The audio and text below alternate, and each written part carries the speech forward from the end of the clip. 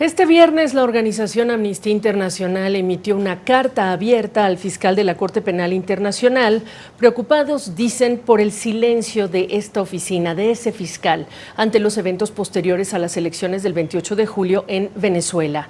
En el texto de la carta le dicen que los eventos posteriores al 28 de julio encajan plenamente en la investigación de esa fiscalía por la intensificación de la política de represión de manera generalizada, por detenciones arbitrarias y masivas por motivos políticos, desapariciones forzadas y tortura, el uso de la fuerza letal y fuerza menos letal excesiva de funcionarios públicos y grupos armados gubernamentales o progubernamentales, que según Amnistía Internacional deja al menos 17 personas muertas.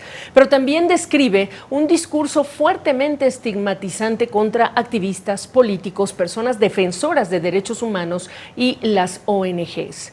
Ya me acompaña desde Lima Valentina Ballesta. Ella es directora adjunta de investigación para las Américas de Amnistía Internacional. Y yo te agradezco la oportunidad de ahondar en esta carta abierta, porque una parte del texto llama la atención. Hay, por cierto, ya una investigación en curso de esta Corte por crímenes de lesa humanidad confirmada desde marzo. Pero ustedes hablan del silencio del fiscal que les alarma. Cuéntanos más.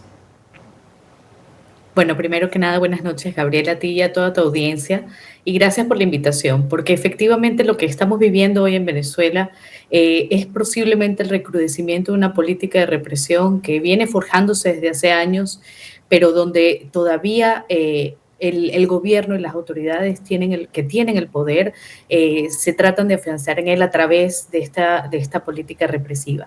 La investigación a la que hacemos alusión en nuestra carta abierta el día de hoy es precisamente por crímenes de lesa humanidad, los que mencionabas, crímenes como desapariciones forzadas, la tortura y las detenciones arbitrarias por motivos políticos, así como ejecuciones extrajudiciales o limitaciones al derecho a la vida, que han sucedido en el marco de una política de persecución en contra de la población civil en Venezuela. Entonces, esta investigación, como bien dices, está abierta y sin embargo, pues aún estamos a la espera de que el fiscal de la Corte Penal pueda pasar de investigar una situación, que es la fase en la que estamos actualmente, a determinar casos individuales donde posiblemente se puedan también identificar a posibles responsables y por lo tanto identificar también quiénes son culpables y llevarlos ante la justicia.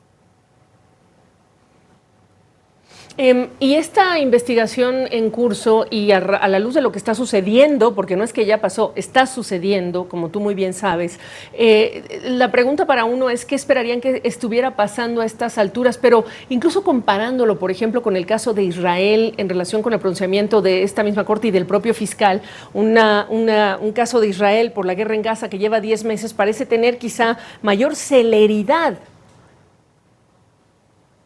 Sí, precisamente esa es parte del llamado que estamos haciendo, donde nos alarmamos ante el silencio, es porque habiendo una investigación abierta, el fiscal tendría total potestad para hacer un llamado de carácter preventivo a que se sigan cometiendo los crímenes que se están cometiendo hoy en día en Venezuela y que son de su total competencia.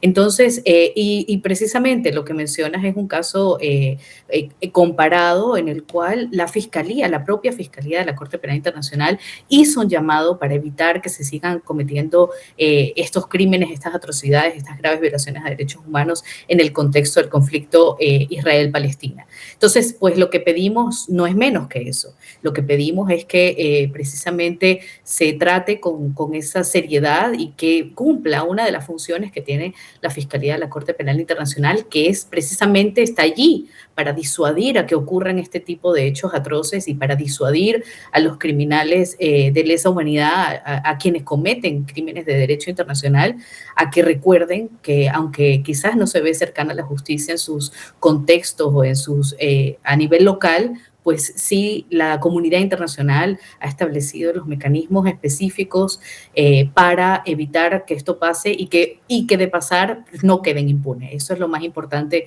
que ese es el mensaje que le pedimos a la Fiscalía hoy en día. Ahora, como tú sabes, hay en curso una negociación de la que poco se conoce los términos de la negociación entre los gobiernos de Colombia, de México y Brasil con Nicaragua. Mi pregunta para ti es, ¿les preocupa que en esa negociación el tema de los derechos humanos se aborde de forma tal que se hable incluso del riesgo de impunidad? Sí, hasta el día de ayer, todas las comunicaciones que se habían estado produciendo de cara a estos conversaciones, diálogos que existen entre Colombia, Brasil, México, con Venezuela, pues parecían que iban solo apuntando hacia un tema electoral y político. Nosotras estábamos muy preocupadas porque hasta ayer no habíamos visto que se pusiera en el centro del debate los derechos humanos. Y eso es sumamente importante para Amnistía y para los movimientos de derechos humanos en el país, porque hay que recordar que la crisis en Venezuela, la crisis que hoy nos deja este saldo de personas fallecidas, que nos deja miles de personas detenidas sin ningún tipo de posibilidad de ejercer el derecho a la defensa, es una crisis más que de gobernabilidad, es una crisis de derechos humanos, porque estamos hablando de una población civil que está a merced de un gobierno que aplica una política represiva, que aplica formas y tácticas para silenciar a todas las personas que se oponen a este. Entonces, nosotras sí, y efectivamente, Gabriela, nos preocupaba muchísimo y de hecho, otro de los factores que hay que recordar que en cualquier caso, las cosas que ocurren en Venezuela llegan a un umbral en que la comunidad internacional ya ha dicho que estas no pueden ser ignoradas, no pueden ser sometidas a ningún tipo sí, de impunidad, ¿no? Entonces allí es primordial Claro. que básicamente cualquier conversación que se tenga entre estos países recuerde que los crímenes de lesa humanidad no pueden ser sometidos a acuerdos o pactos de impunidad. Tengo 2 minutos más.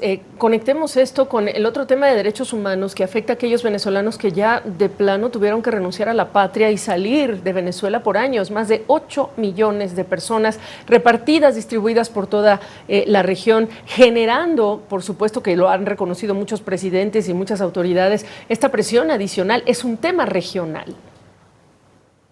Sí, efectivamente. De hecho, creo que vale la pena acotar y señalar que es una muestra de cómo la crisis en Venezuela, esta crisis de derechos humanos que se vivía interna, esta emergencia humanitaria compleja que ha afectado que millones de personas no puedan acceder a derechos económicos y derechos sociales por años, cómo ha permeado a todo el continente. Y la verdad es que lo que sabemos es que de no haber una resolución de este conflicto político que tenemos hoy en día, pues esto solo irá en aumento. Y por supuesto también habríamos que llamar a coherencia por parte de los estados que reciben a estas personas y que hoy están denunciando precisamente estas graves violaciones de derechos humanos, a que luego protejan a la población venezolana que toque sus puertas en búsqueda de precisamente protección internacional. Te pido que cerremos en el minuto que nos queda, Valentina, con las caras, las voces de quienes hoy dan cuenta a ustedes y otras ONGs que han sido arrestados, porque hablamos incluso de menores de edad. Adelante. Sí, tenemos una gravísima situación de miles de detenciones masivas, colectivas, pero donde además se están deteniendo a personas menores de edad, niños, jóvenes, también personas con discapacidad, personas con graves enfermedades crónicas que no están teniendo atención médica. Y además esto se suma a una lista de detenciones selectivas, donde hay personas defensoras de derechos humanos, activistas comunitarios, trabajadores comunitarios. Esto quiere decir que hoy en día la política represiva de Nicolás Maduro no tiene sin ninguna consideración con respecto a quienes trabajan por el país y quienes son más vulnerables. Y por eso decimos, estamos hablando de no se ha cumplido ni una semana de las elecciones presidenciales, estamos hablando de un mensaje: imponer no es ganar. Valentina Ballesta es directora adjunta de investigación para las Américas de Amnistía Internacional. Gracias. Gracias a ustedes. Buenas noches.